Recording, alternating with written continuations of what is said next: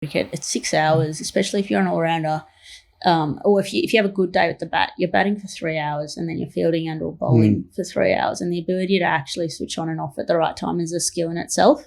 And then on top of that, when you're switched on, the question, a bit hard to explain, but is how are you really switched on and are you fully in that moment? Because there's all sort of some subconscious things of like, what's your form like? What's the game situation like?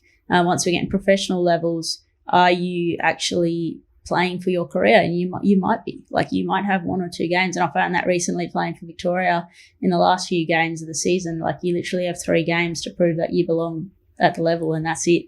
One ball can change everything. But at the end of the day, your job is just to focus one ball at a time and give everything to that one ball, despite all the noise that's going on.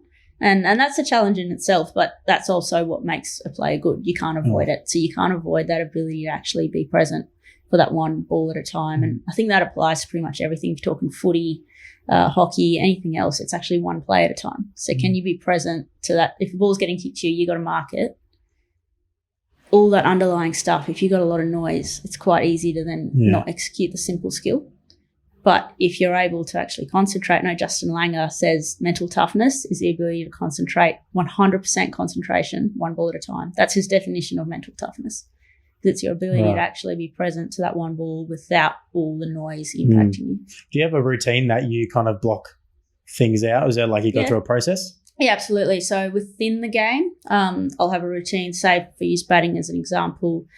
Switching off is really important. So I'll always walk off.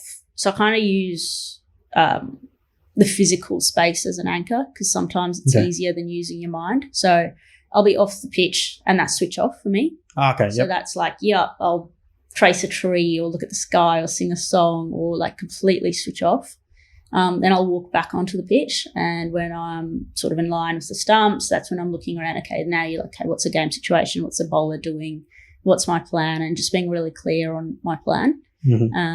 And then I have a little thing where I tap my bat down and it's just, I kind of feel my feet on the floor. And where that's come from is I really like the phrase, I'm not sure if you've heard it, but it's be where your feet are. And that just brings me back to, okay, be present to this ball. And then it's just about watching the ball. So I'll say something over in my head.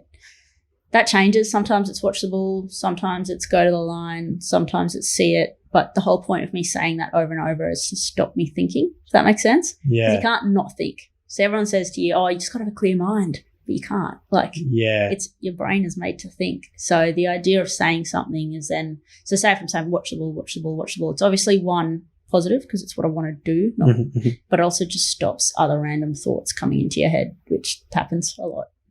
Yeah, it's interesting to hear that as well because